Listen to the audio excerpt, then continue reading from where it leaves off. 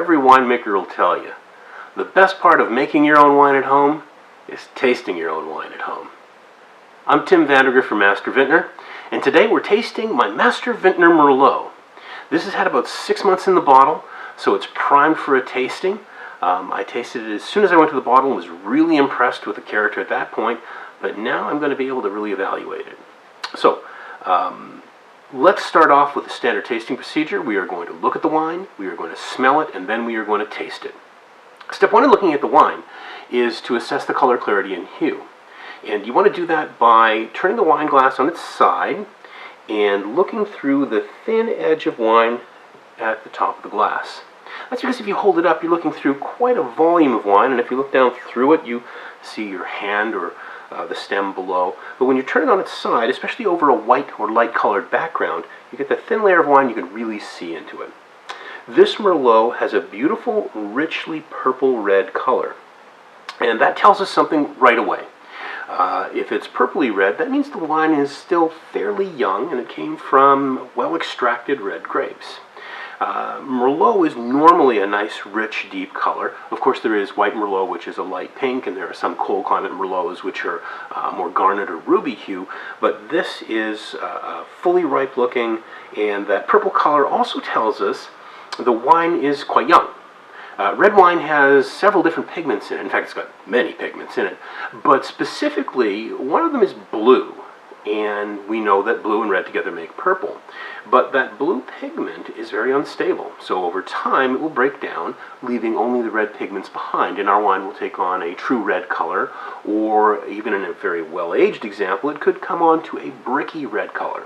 It's not a sign that it's spoiling or that it's gone bad, just that it's going through the aging process. But quick look tells us this is purpley red, which means it's youthful, it's vibrant, it's all there. So that's our look at color. And let's just talk about clarity. This wine is brilliantly clear. It is absolutely sparkling and star bright. And that's true of all Master Vintner wines. They will clear gorgeously for you every time.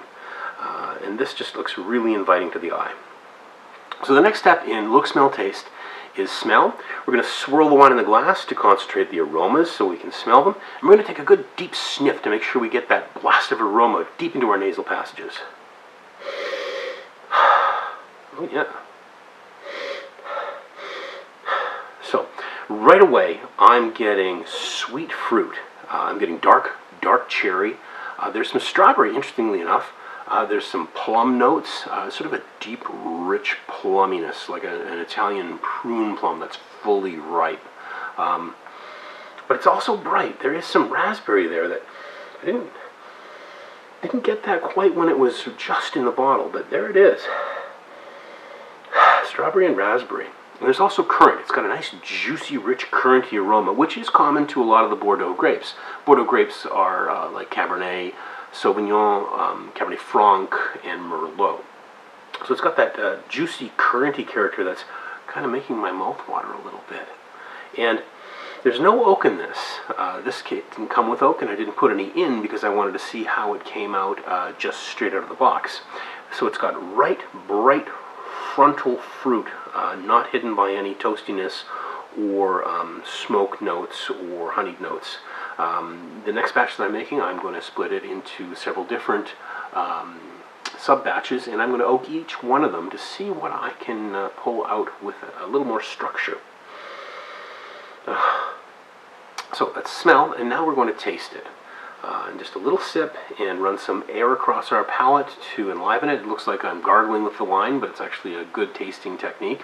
Refer to my tasting video in the notes below for the full scope of how to taste wine. So let's just take that sip.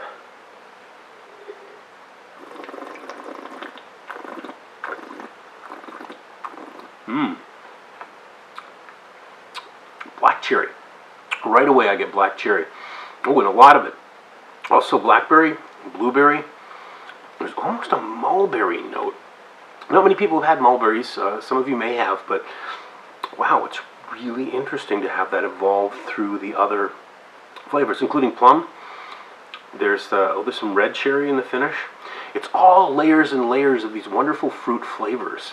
Now, it's not sweet candy fruit. It's backed up by firm acidity, So these were cool climate grapes. They didn't just ripen until they were practically sugar balls on the vine. It's got enough acid to balance that fruit character so it has really decent structure, despite the fact that it's unoaked. And there's tannin. There's a really nice drying sensation after I finish swallowing across my palate. And that means this is going to be an excellent food wine. I'm thinking smoked meats, Montreal smoked meat, even perhaps a Texas brisket would be fabulous with this. The fruit would absolutely complement it well. Also hard cheeses. I think, usually I don't recommend cheddar for a wine, but a really good aged cheddar, like a 5-year-old cheddar, something from Vermont or from Canada or even from England where they invented cheddar, would be swell. Game dishes. Oh my goodness, yes, it would work excellently with something with a little more gaminess to it for the fruit to work against. And even perhaps a piece of dark chocolate would go really well with this. There's just so many things that it would pair with. It's friendly and versatile seeming.